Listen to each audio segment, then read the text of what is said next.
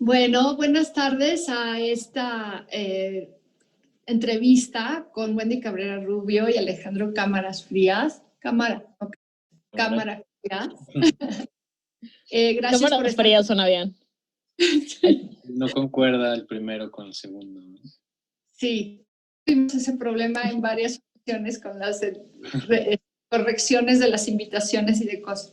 Pero muchas gracias por estar aquí y sobre todo muchas gracias por todo el tiempo que le han invertido a su proyecto Observaciones sobre Historia Natural y Artes Útiles, que se ha presentado en los últimos casi 2 meses o más en nuestro programa de Laboratorio Arte Alameda en línea llamado En la Casa. Me parece que me ha gustado mucho lo que han ustedes hecho. Para nosotros el laboratorio ha sido un experimento interesantísimo y también como en donde hemos aprendido mucho. Como la pandemia nos forzó a habitar las redes sociales de otra forma de lo que estábamos acostumbrados. De hecho, Wendy era parte del equipo en cierto momento y fue parte de los primeros diálogos de cómo vamos a hacer que presentar no solamente el archivo del Centro de Documentación Príamo Losada durante el periodo de pandemia, que evidentemente cuando entramos en cuarentena desde marzo, pues no sabíamos cuánto tiempo iba a durar. Pero principalmente en la casa se enfocó en tratar de invitar a artistas contemporáneos muy diversos, no solamente aquellos que trabajan tecnología, para hacer proyectos y programas específicamente para utilizar las redes sociales tal y cuales son. Y uno de estos, en verdad el que más ha tenido duración en nuestra programación y que ha sido un experimento para mí interesante, no solo hemos aprendido, pero no sé, es una de las preguntas que tengo para ustedes. Su proyecto que propusieron es Observaciones sobre Historia Natural y Artes Útiles.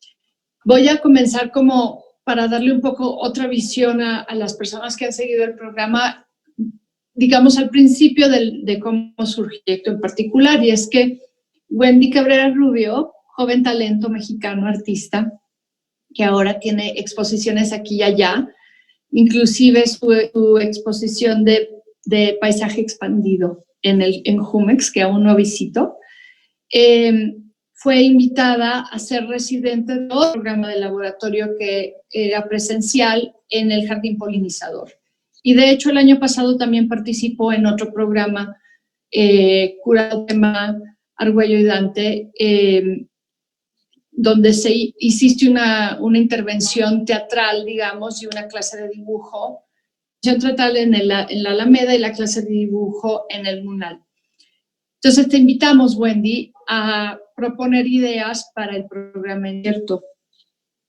Sí, efectivamente. Y bueno, al igual que dentro de mi trabajo personal, que me interesa mucho colaborar con otras personas, disciplinas, también dentro de mi labor curatorial es algo que me interesa un montón.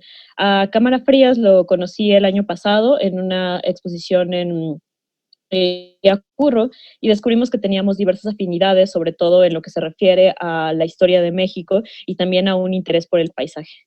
Entonces, el primer diálogo que tuvimos, siempre quisimos desarrollar algo juntos, y salió esta oportunidad en donde creo que fue bastante favorable. Descubrimos no solo a partir de nuestras afinidades, puntos que se complementaban desde diferentes circuitos. Y otra cosa que también quiero mencionar que aprecié mucho de este desarrollo fue la intervención de artistas que no sean de la Ciudad de México y en este caso del Bajío. Igual creo que sería bonito que Cámara nos contaras un poco más de esto. Sí, bueno, o sea, como dices, creo que la curaduría, digamos, o este proyecto se inició casi desde que empezamos a platicar. O sea, había como esta como fascinación o sí gusto por como la construcción de una identidad nacional y cómo esto se podía ver reflejada en el paisaje natural, ¿no? Creo que partieron muchos cuestionamientos, como desde el libro este de Visión de Anáhuac, de Alfonso Reyes. O sea, sí, como muy estereotipado, ¿no? O como reduccionista. Pero sí fue como, pues como dice, positivo que pudimos como que extendernos en la selección, ¿no? Para mí en este proyecto fue un poco como, un poco utópico en el sentido de que podíamos echar mano de casi de una acervo enorme, ¿no? Como puede ser el de Bellas Artes, y era como esa promesa de un poco que la pandemia daba, ¿no? Como si todo pudiera ser accesible digitalmente, y todo pudiera ser, sí, accesible y tuvieras el tiempo, que fuera interesante, ¿no? Pero, pues, digo, no sé, creo que eso para mí fue eh, pues, como algo importante que de los artistas, como descentralizados, por así decirlo, creo que pues es como que era algo, pues, que sí tomamos en cuenta, ¿no? Que unimos como nuestras, de pronto, afinidades o sea, cosas, pero tan poco como aterrizadas, y en esto sí pudimos como ir hilando cosas pues, en mi caso, con artistas y las artistas que tengo en el contexto inmediato, ¿no? Con quienes he trabajado en proyectos anteriores o que son de Guadalajara, pero pues por lo mismo, por esta misma, pues sí, centralización o como, no sé cómo decirlo, de con el paisaje, como si todo fuera una misma cosa, pues no, obviamente hay muchos circuitos de los que no visibilizan tanto en el centro. Creo que en esto, como dice Wendy, sí fue del Bajío, principalmente creo que Obra Negra, a mí me abrió como pues una mirada del Bajío que no tenía, y pues en Guadalajara pues saben que también se hace desde hace unos años un circuito pues importante, ¿no? El paisaje en general, históricamente como género, tiene esa característica, que es un espacio donde las ambiciones de la nación se ven reflejadas, de las ambiciones de la nación en términos de qué se considera ser. En particular, desde el siglo XVII, desde los paisajes holandeses y luego todos los iban de ello, lo ves muy claramente, por ejemplo, en el paisaje americano y canadiense del siglo XIX. Son también formas de entender al campo y al territorio como un bien. Hay una gran diferencia de pensar el paisaje de forma occidentalizada, de esta forma, a, por ejemplo, las que se piensan en las narrativas pictóricas o no narrativas, en la pictórica, por así decirlo, en las imágenes prehispánicas o de pueblos en donde el paisaje no se concibe como un bien, en el cual el extractivismo es una función de la operación en relación. Me gustó mucho que en su propuesta, me gusta mucho el título, Observaciones sobre Historia Natural y Artes Útiles, y ahorita me platican de dónde viene este título, pero su propuesta tiene varios nichos o núcleos: telecomunicaciones, agricultura, industria, educación y salud.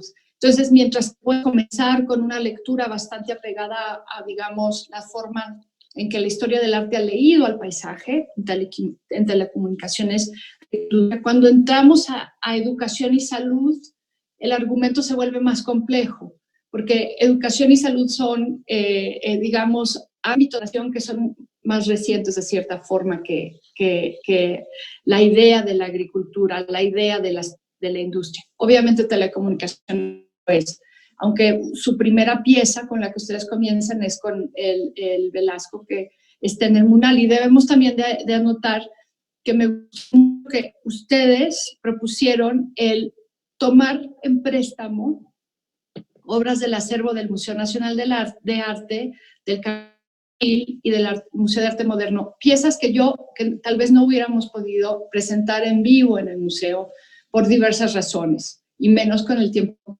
Entonces, gracias a estos museos por prestarnos el acervo para presentarlo en esta exposición, que se monta no en un espacio físico, donde tú verías una a la otra y le entenderías el núcleo, sino se presenta en el tiempo, ¿no? Entonces, la primera pregunta en realidad es sobre el título. ¿De dónde viene el título? Porque tiene una forma de enunciar que no es contemporánea de cierta forma, ¿no? Sí, el título viene de... es una publicación, no, creo que era una publicación periódica de Alzate, José Antonio Alzate, que fue un científico novohispano, ¿no? O sea, pues muchos avances o sea, fue un hombre así como de estos que hacen de todo, ¿no?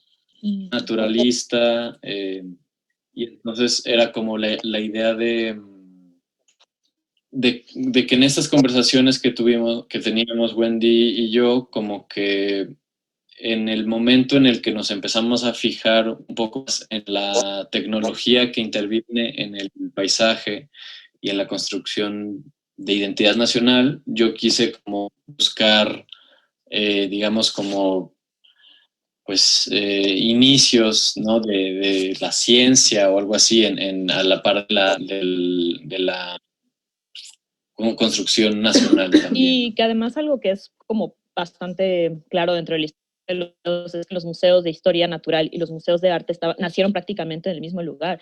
Y es bien interesante porque ahí surgieron muchos dispositivos tecnológicos como la pecera, que realmente no se toma en cuenta, pero es súper importante, como por ejemplo, para poder estudiar los peces de una manera distinta.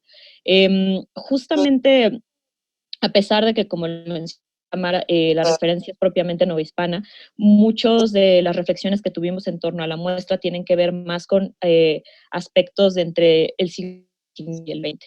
De hecho, para ser específicos, hablando de la selección de José María Velasco también fue el curador de uno de los de México que tuvo en Francia, y fue una cosa interesantísima porque decidió llevar sus propias pinturas de paisaje. Y también dentro de la propia narrativa de Velasco, de que le han cambiado varias veces el nombre a sus piezas, dependiendo a conveniencia y dependiendo en dónde se montan. Hay como cosas muy relevantes, porque en relación a la historia del paisaje, creo que en Latinoamérica existe esta situación, además de la idea del cuerno de la abundancia, que justo se ve reflejada en algunos artistas, por ejemplo, en el Covarrubias, ya que Covarrubias fue como...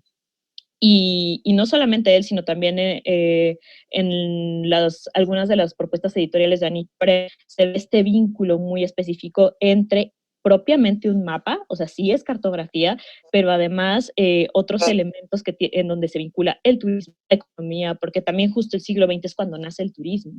O sea, hay una cosa ahí donde no solamente se instauran diferentes academias científicas, sino que comienzan otro tipo de prácticas que cambian radicalmente. Eso nos pareció como bastante relevante.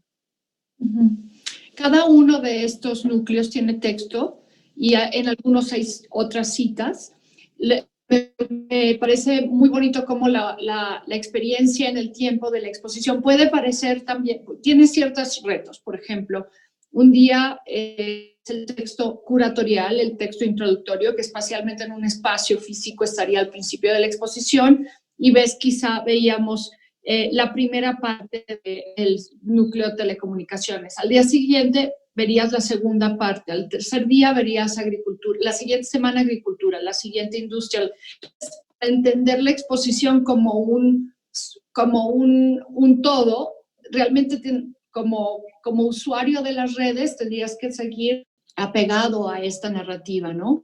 Las últimas 2 semanas lo hemos puesto contigo y realmente creo que te da otra experiencia de la exposición. Entonces, para mí ha sido como interesante. Es una forma muy simple de pensar una exposición en línea. En realidad, no es que estamos haciendo un montaje virtual, no estamos utilizando la tecnología misma para traer las obras a la vida. En casi ningún caso son obras hechas tecnológicamente, ¿no? Creo que en ningún caso. Son obras pictóricas y esculturas, ¿no? Unas que sí. La de Josué Mejía, por ejemplo, sí es como una empresa tecnológica.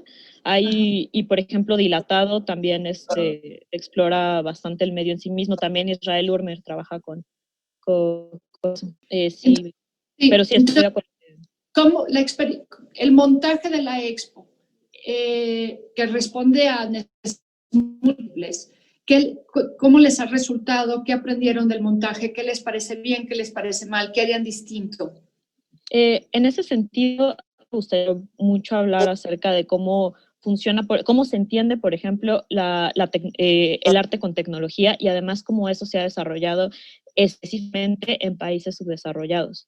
O sea, creo que hay muchos artistas que entienden este tipo de actividades en un sentido de un virtuosismo. Y algo que nos llamaba mucho la atención a Cámara Frías y a mí eran artistas que exploraban la tecnología, pero desde un contexto latinoamericano. De hecho, acabo de mencionar que son unos pocos artistas que sí trabajan propiamente con tecnología, pero su proyecto está enfocado en hablar acerca de los problemas que operan cuando se hacen operaciones tecnológicas del tercer mundo. En su caso, la distribución de las tarjetas digitales de la SEP y la distribución de televisores durante el sexenio de Peña Nieto. Dilatado también explora cómo funcionan las distribuciones de medios de comunicación en tercer mundo. Creo que eso sí fue algo como clave para nosotros. No hablar de ningún virtuosismo técnico, sino entender la tecnología afectivo desde el desconocimiento, desde lados muchísimo más cercanos. Entonces, por ese lado también nos parecía como apropiado presentarla en Instagram, sin ningún alarde de virtuosismo. O sea, creo que también hay una cosa bien interesante que funciona en redes sociales, que es que al final se entienden resultados a un nivel numérico de la misma manera que las exposiciones.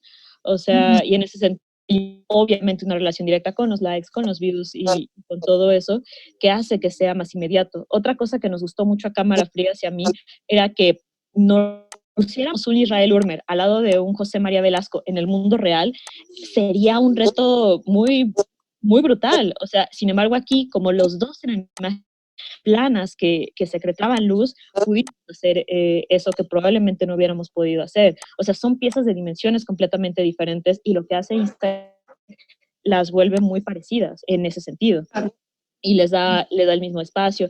También, por ejemplo, el recorrer en la web bien distinto, obviamente, a recorrer espacialmente. Y es o sea, justo pienso, por ejemplo, cómo se verían muchas de las elecciones dentro de una exposición y probablemente no podría operar de la misma manera. No pudimos, se vería muy ridículo poner tantos núcleos como tan diferentes y siento que esto se pudo hacer en la experiencia digital. No sé si se vería muy ridículo. A mí me parece que está construida su exposición y me gusta como exposición y yo sí la podría ver si tuviéramos esa unidad. Es increíble. A ti, Alejandro, ¿cómo ha sido la experiencia?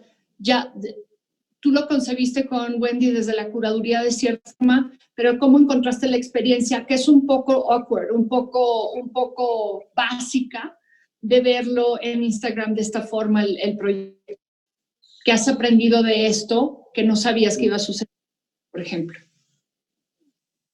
Digo, todavía no, o sea, como que digamos, el feedback o sí, como respuesta que ha tenido, todavía no creo que sea como tan clara, pues, o que pueda como profundizarse mucho. Digo, justo esas conversaciones son las que, la oportunidad en la que se puede hacer, pero como de otras personas no he tratado algo así, ¿no? O sea, lo que yo pues vi es que como que los artistas sí reaccionaron bastante, ¿no? Como a pues sí, como a la convocatoria o a la invitación y a compartirlo, etcétera. Yo creo que o sea, una cosa que genera como un tipo de resistencia y quizá hay algo ahí que es interesante, es que normalmente interesante, y es el mismo punto que tú dices, que es un poco retador. O sea, que normalmente en una exposición digital tú accedes a ella y tienes, pues digamos, la lista de obra, ¿no? La puedes, digamos, recorrer o mal recorrer, pues, lo que tú quieras, ¿no? Y aquí, como dices, es como que esperar, que era como por entregas, ¿no? Como igualmente nada contemporánea esa manera de distribuirse, como novela por entregas. Entonces eso me parece que hay algo, o sea, que sí puede que descuides unas cosas o que, no sé, pero creo que ahí como en esa resistencia a tenerlo todo al primer momento, pudo construirse algo. Que de todas formas sí, o sea, que entonces entiendo su intención de volverla a ver, más cohesionada, ¿no? Más contigua, como dices. Pero creo que eso sí fue interesante, como poder ir revisando los núcleos, porque realmente pues sí es como una revisión muy, pues no sé si pues sí, quizá muy ambiciosa, muy amplia, ¿no? O sea, realmente es darle revisión casi a la idea de, pues como lo armó, o sea, como se armaron los núcleos, como la idea de Kiko, ¿no? O sea, como muy cronológicamente, como dices, ¿no? Como primero telecomunicaciones o cosas más obvias y luego yéndose a cosas como todavía más finas o más suaves. Entonces, pues era necesario un museo como el Munal quizá o 2 meses en Instagram, ¿no? Entonces, no sé, creo que sí un poco obedeció a el formato, pues tuvo que ver, como dice Wendy, o sea, que no se trataba de como una exploración más virtual o digital o tecnológica, sino que en un momento lo platicábamos como de reivindicar un poco el mero observar, ¿no? O sea, como simplemente lo mismo, hacer como un poco de resistencia al flujo de imágenes, poderte fijar un poquito más, ¿no? Que digo, no es lo mismo ver un Velasco, la obra obviamente particular, a un slide de 5, pero como que apostábamos a esas cosas. También hay ciertas cosas divertidas y extrañas de la experiencia para mí. Es más epistolar que cualquier otra cosa. Hace de redes, obviamente tú tienes el control de qué tan rápido las ves y con tanto atención las quieres ver. Instagram en particular no es un medio que esté hecho para estar mucho tiempo observando las cosas. Entonces se crea esta cosa de mover eso es lo que implica el tiempo, ¿no? ¿Qué pasas? Es un tiempo definido por el flick of your finger. Pero a lo que iba es que hay una cosa divertida y como contradictoria de la exposición, es que se vuelve lenta un poco la necesidad de moverte rápido en las redes, ¿no? Especialmente en Instagram, porque para entender la exposición tienes que detenerte más de lo que lo harías comúnmente. La otra cosa que me parece interesante es que nunca fue la intención que fuera un proyecto igual, que estuviéramos 10,000 likes o lo que fuera, ¿no? La intención es precisamente como hacer una especie de slow de las redes. Entonces, hay cosas que realmente las he encontrado interesantes. Me gustaría, de hecho, si en algún momento tenemos presupuesto de nuevo, que podamos, bueno, nosotros todavía les debemos a ustedes la exposición, que quede claro. Pero, sí, en la vida hay que ser honesto. Pero una de las cosas que tenemos que revisar en algún momento es escribir un poquito sobre la experiencia. Por ejemplo, En el Instituto Nacional de Bellas Artes tenemos un sistema bastante estructurado de cómo se postean y qué se postea.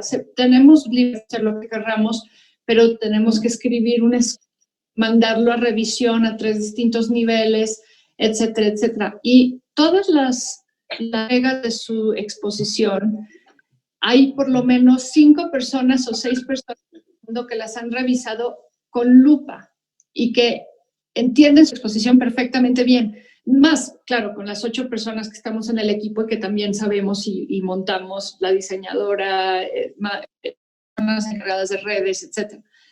Entonces hay como la atención que algunos de nosotros le hemos dado a la exposición y la rapidez de los usuarios en redes que a lo mejor están viendo eso y luego están viendo al gatito y luego están viendo esas cosas del tiempo y de la atención. Creo que tenemos tiempo todavía para revisar, escribir un poquito y demás. Sí, porque justo también pienso cómo fue el proceso con cámaras, de que sí estábamos tratando de decidir qué venía después de otro y revisábamos como cada núcleo 5 veces y teníamos discusiones campales sobre, no, es que, no, sí, así, nos poníamos así 3 días a discutir sobre por qué era un post de cierta manera. Entonces, por ese lado creo que fue un proceso muy interesante, y me gusta que lo expreses como una cosa muy epistolar, porque también, o sea, si bien es cierto que este contexto realza esa cualidad de la red, también al mismo tiempo recalca como lo rápido que se rompió la utopía. Eso me parece como bien interesante. O sea, de hecho, este contexto hace que exprese como todos los problemas que existen alrededor de los medios digitales, que al final no todos tuvimos acceso a ello, al final no son tan democráticos, al final existe este vínculo con lo material. Esto que sí es un contexto que nos permitió pensar en qué pasó después de los 2000, o sea, justamente en una época en donde estas operaciones se mueven por monopolios. De una charla que tuvimos al principio de cómo íbamos a usar el texto. Uh-huh. ¿Qué rol tiene el texto? Y mi sugerencia, digamos, de tener un poco más de texto explicativo, no se piense como una texto de pared, sino como las introducciones de los capítulos de ciertas novelas del barroco, etcétera, ¿no? Entonces, si podemos hablar un poquito de esto y cómo encontraste tú, cómo fue concibieron el texto en relación a la imagen. De hecho, hay algo como bien interesante que es, o sea, obviamente todo el mundo habla de cómo en este contexto lo visual es súper pertinente y tal, pero en realidad, o sea, también es un contexto en el cual se escribe muchísimo. O sea, creo que ahora escribimos muchísimo más que en ningún otro momento de la historia.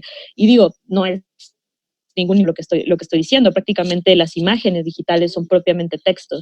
Entonces, en ese sentido, creo que, o sea, yo recuerdo que me mostré un poco resiliente, pero después hubo algo ahí como en esa lógica del vínculo texto-imagen que opera básicamente como opera Internet, que pues al final estuvimos desarrollando. Y de hecho creo que debí de haber dejado hablar a cámara primero, porque el señor de la algo muy importante que decir.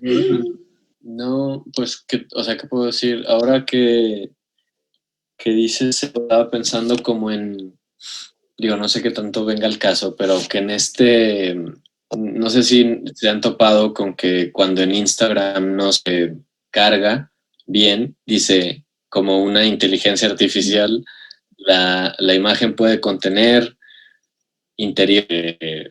comida, por ejemplo, ¿no? Entonces, sí es interesante eso de, pues, de poner a la par el texto en una época de total visualidad, y creo que, digo, ahora como que le estamos dando un poco este sentido, ¿no? Que va un poco a contracorriente también en ese sentido, ¿no? Que no es puramente visualidad, sino sí tenía incluso pues como 3 textos, digamos, como 3 capas de texto, ¿no? Las piezas.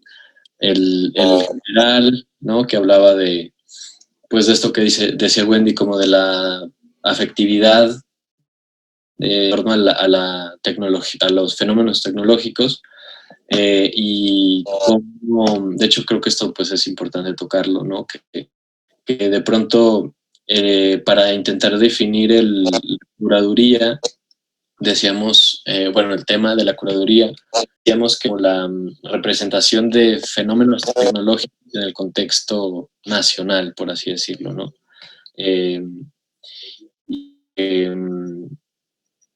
O sea, bueno, que era ese texto, después había el texto quijotesco, ¿no? Que le llamábamos como una entrada al capítulo, y más bien antes de eso había una cita como de otros textos, ¿no? Que eran pues de hecho uno era el de O'Gorman, ¿no? Que hablaba sobre Diego Rivera, o sea, de Ibargüengoitia, por ejemplo, y que eran como pues cosas que venían obviamente en cada núcleo.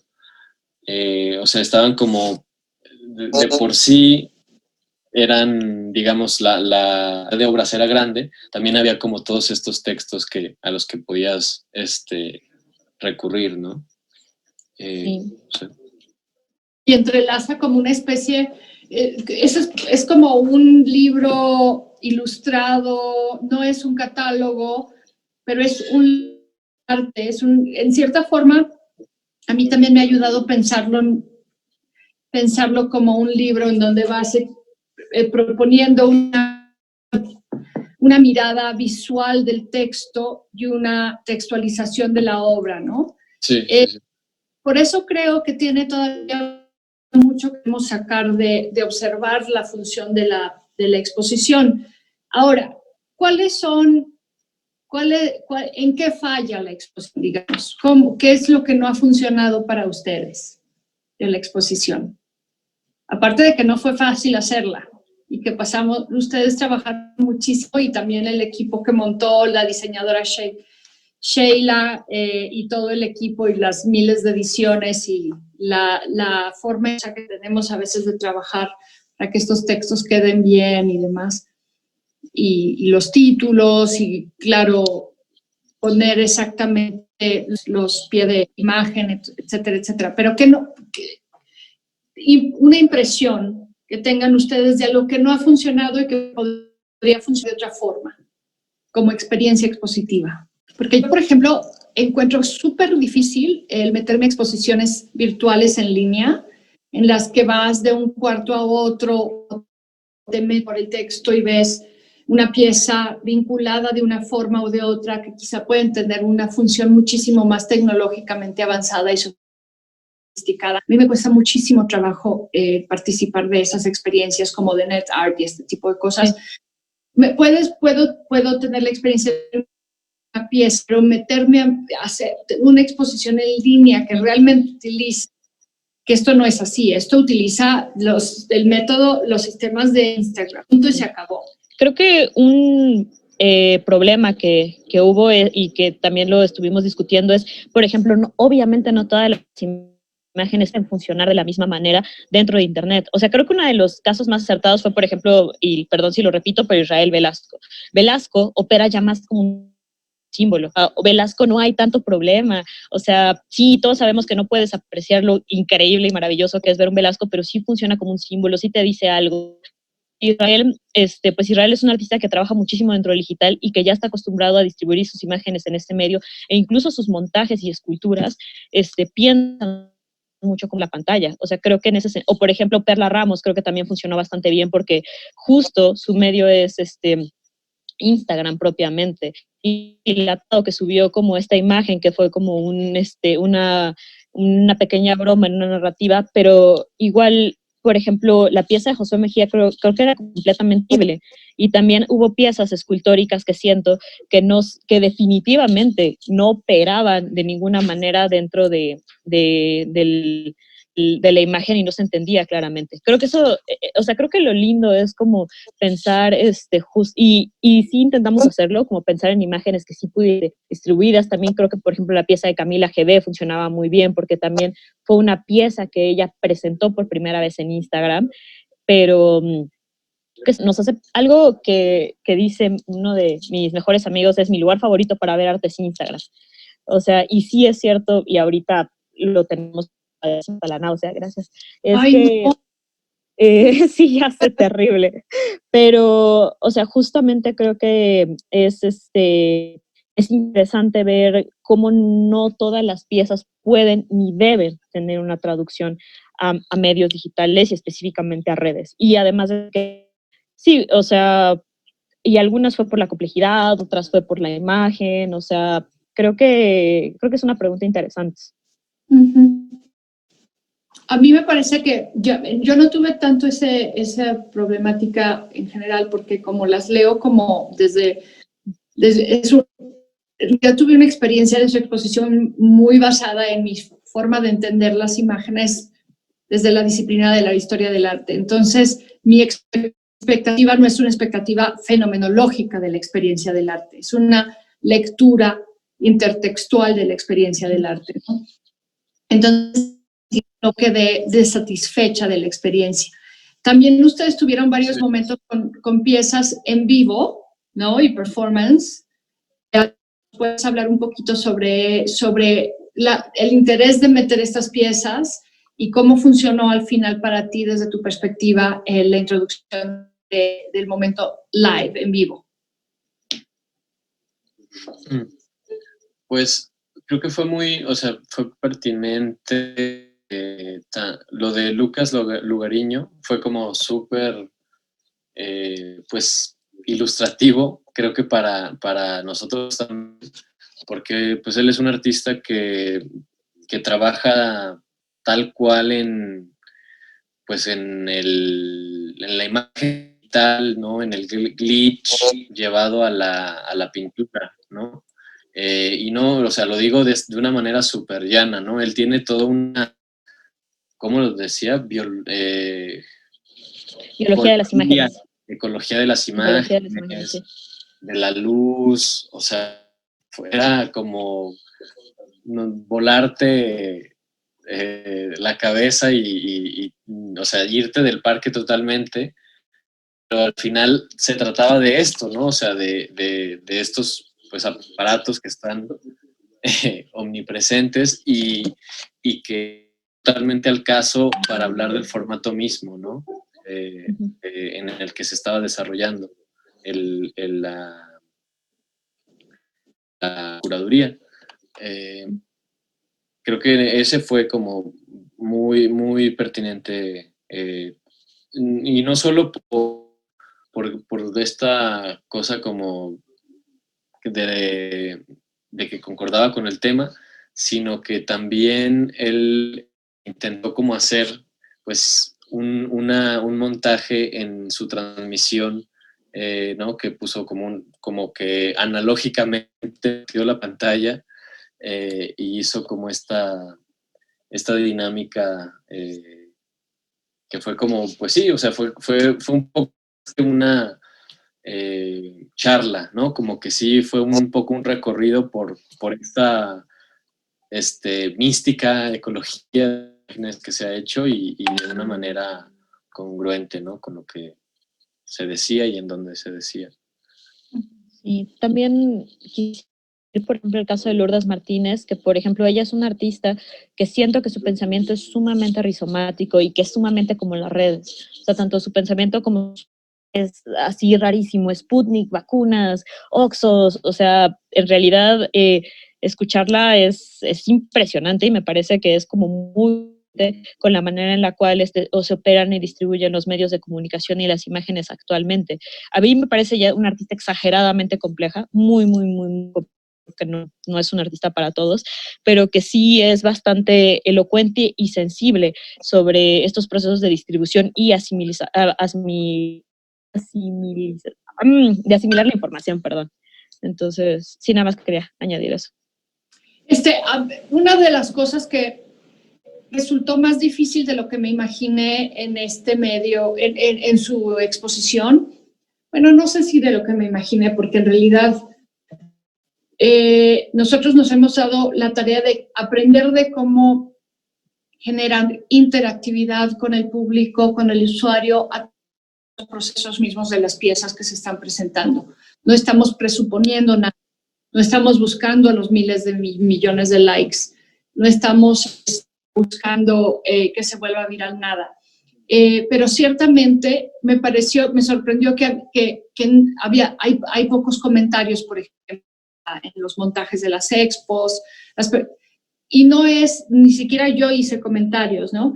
Entonces, todos tenemos esta mitología de las redes sociales como un espacio de comunicación y de interactividad, pero en realidad la mayoría de nuestras interacciones con las redes es pasiva, especialmente en Instagram. En Facebook puede que haya un poquito más de comunicación, pero es bastante pasiva y entonces, punto, si en esta ocasión, por ejemplo, que estamos teniendo esta experiencia, les pedimos que nos manden sus preguntas por medio del para tal vez generar un pequeño diálogo, un epílogo a la exposición a través del Instagram, ¿no? Entonces, que ustedes puedan contestar las preguntas de las personas que están viendo esta entrevista, no en el live, sino en Instagram en la siguiente semana.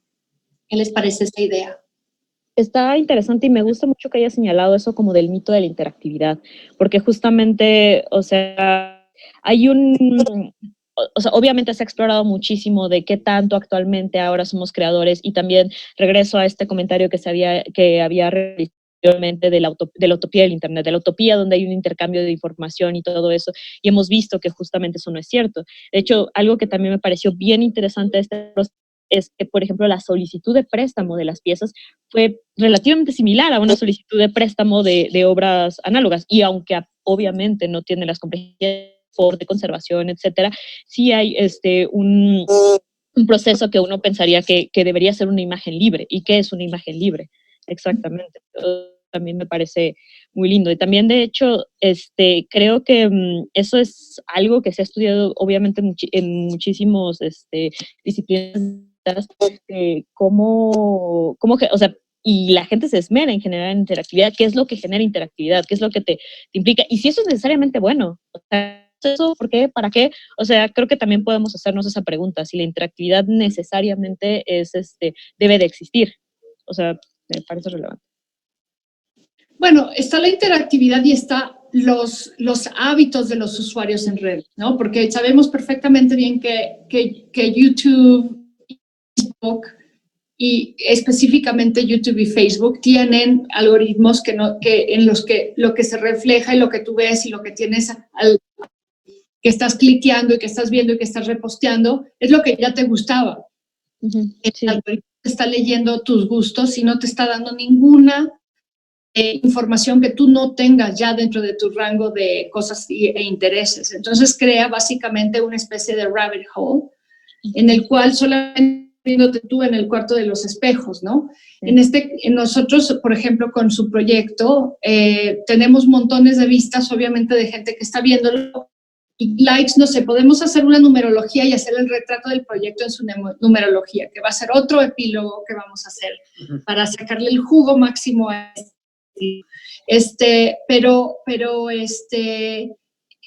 me pregunto, Alejandro, que tú mencionaste como un poco de, no sé si llamaría desencuentro o de sorpresa ante no saber cuál es el reflejo que tienes, cuál es la opinión de otros, porque cuando tienes una apertura, todo el mundo está ahí, les ves las caras, sientes la energía del cuarto, sabes si funciona la expo o no funciona, no te gusta porque la sientes en tu cuerpo. ¿Me puedes hablar un poquito más de esta como especie de silencio que tal vez estoy poniéndote palabras en la voz? No sé cómo lo describirías tú. Pues sí, o sea, cuando estaban hablando del formato, creo que en eso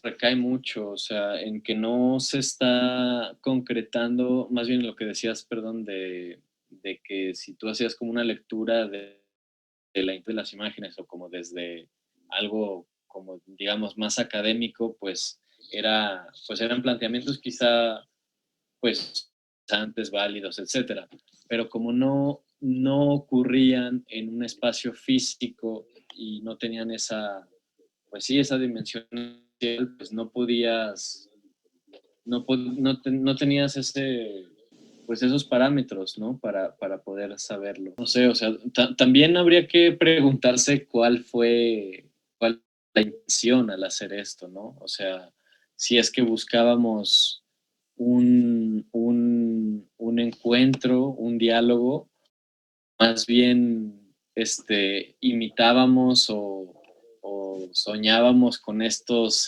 proyectos gigantescos institucionales para ejemplificar un carácter nacional o algo así, ¿no? O sea, también, no sé, habría eso, pues no sé qué tanto nos lo hemos preguntado. Creo que sí operamos desde esa idea, ¿no? Como dices, una exposición en el Museo Nacional más, o sea, es como este tipo de muestras, ¿no? Que intentan agotar de 4 siglos, ¿no? Qué sé yo. Entonces, en ese sentido, pues valdría la pena, pues, preguntarnos si buscábamos una respuesta o solamente estábamos como haciendo construcciones y conexiones.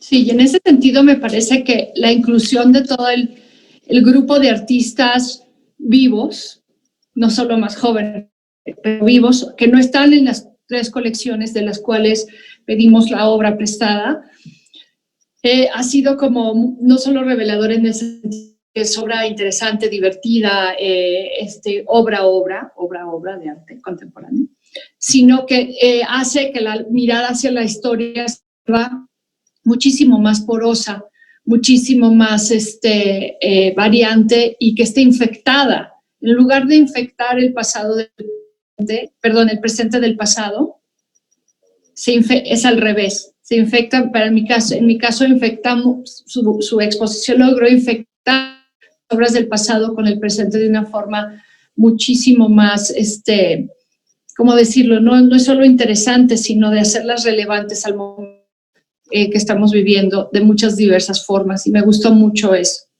Entonces, para cerrar, solo diría, si ustedes tienen alguna pregunta o comentario extra, antes de pedirle al público de nuevo que nos mande sus preguntas para montarlas en Instagram y lograr la deseada interactividad y la comunicación directa con los creadores.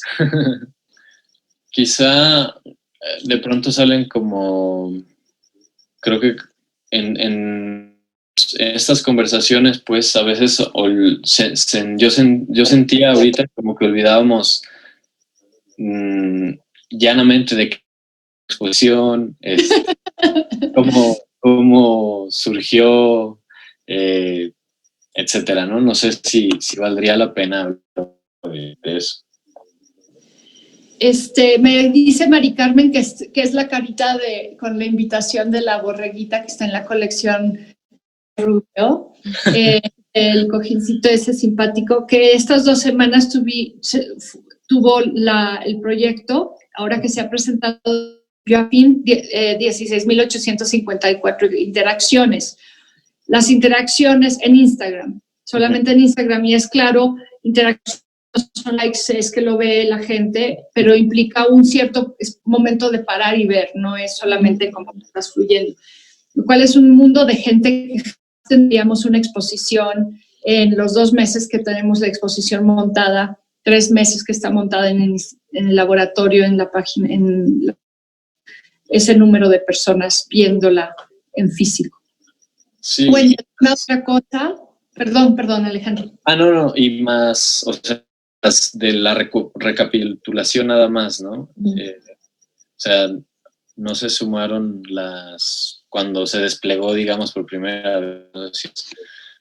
Quizá no hay tanta disparidad entre el tiempo que le dedicamos y el tiempo que otra persona le pudo dedicar, al menos acumulativamente. ¿no? Claro.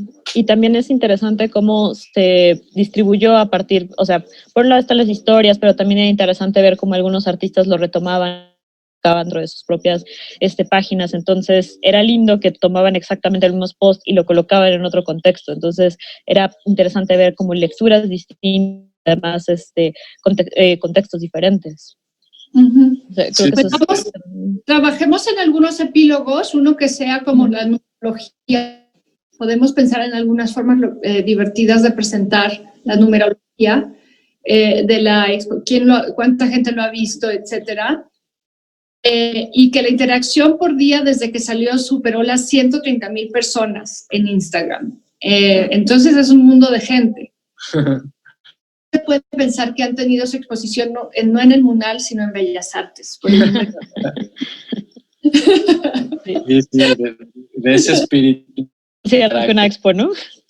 Sí, nada más que es un concierto muy lento, muy arrelentado, mucho, muy largo tiempo. Movimiento por semana. Semana. Sí, Es muy bonita idea. Que dijo eso Wendy, sería injusto decir, no mencionarlo, creo. O sea, hubo personas, creo que no solo los propios artistas, que en algún momento compartieron en historias los posts y ellos mismos hicieron como un pequeño ejercicio de explicación, ¿no? De que, es tal y trata de tal, ¿sabes? Como que sí hubo esa, pues sí, como digerir y decirlo a la, pues no sé, a tu comunidad o a tu gente, ¿no? Creo que eso sí es, pues podría ser como interactividad que sí se dio, ¿no? O ese diálogo que sí existió. Bueno, y ustedes eligieron no hacer textos explicativos de la obra, que yo estaba insistiendo en cierto momento, pero llanamente dijeron que no. Entonces, también es una elección conceptual que es importante de anotar.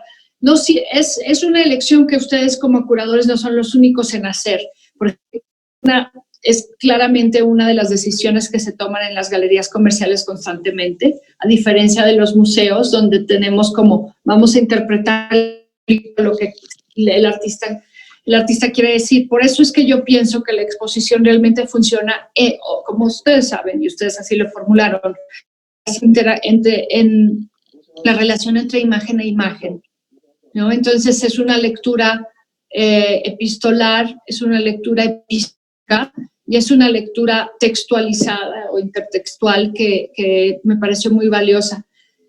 En otra posible al proyecto, si cambia el mundo y cambia varias otras cosas, sería muy lindo tener la oportunidad de hacer la exposición en físico, ¿no? Sí, sería increíble. Sería increíble.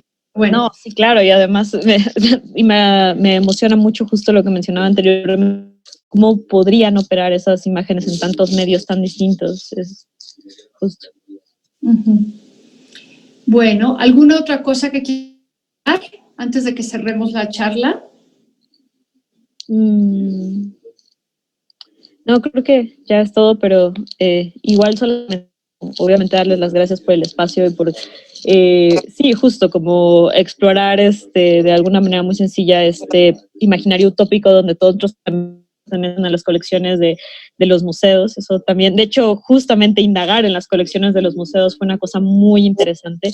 Y en este caso quiero saltar la experiencia del Carrillo Gil, que me pareció muy bello como ellos tenían todo su catálogo puesto en línea. Eso también fue lindo, como pensar cómo funcionan las colecciones digitales dentro de los museos. Es algo que pues justo es, o sea, sí es algo que se tiene sobre todo en estos contextos, saber qué tienen, qué no tienen, o sea, nosotros qué tanto acceso podemos tener. Igual, por ejemplo, pienso en el laboratorio justo que todo su archivo es pues un archivo atípico, que pues como lo mencionaba es el Priamon Lozada, que es tiene varios textos. O sea, también creo que eso es algo bien lindo, como repensar los archivos digitales en estos contextos.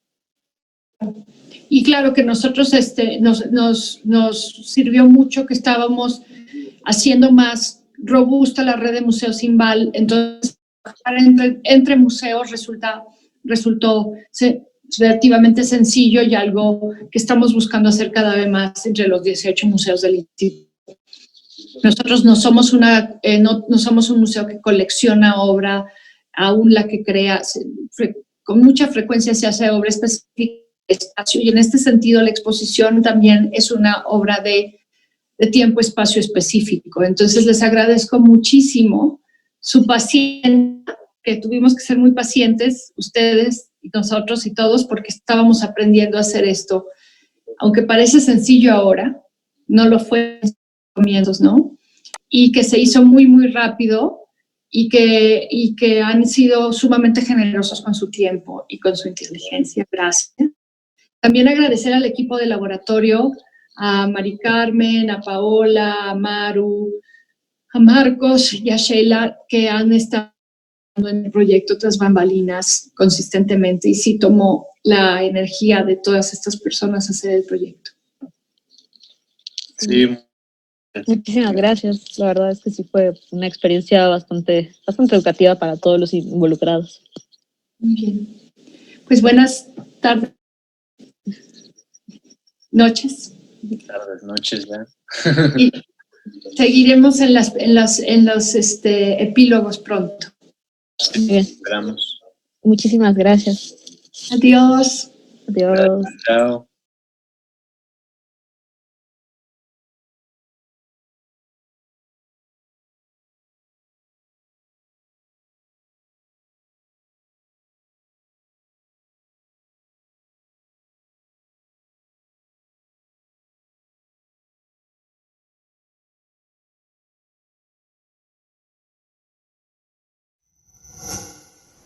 Gobierno de México.